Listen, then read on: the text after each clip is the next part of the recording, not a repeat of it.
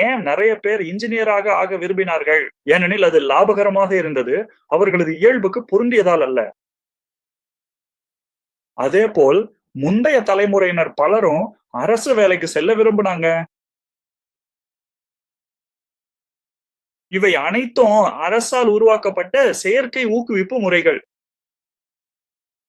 இதில் சமுதாயத்தை குற்றம் சாட்டுவதில்ல. நாம் இத ஒரு சமூக பிரச்சனையா புரிஞ்சு கொள்ள முயற்சிக்கிறோம். அரசால் உருவாக்கப்பட்ட பிரச்சனையா அல்ல.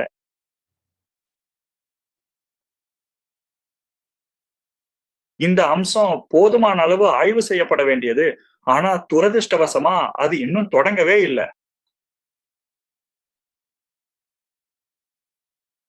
இதுவரை நடந்த உரையாடல்ல 2 முக்கியமான விஷயங்களை எடுத்துக்கொள்ளலாம். ஒன்று, வர்ணம் என்பது இயற்கையானதும் உலகளாவியதும் என்பதும், உலகில் உள்ள அனைத்து படைப்புகளும் உயிரினங்களும் அனைத்துக்கும் ஒரு வர்ணம் உள்ளது என்பதும். அவையெல்லாம் எங்கிருந்து வருகிறது என்றால்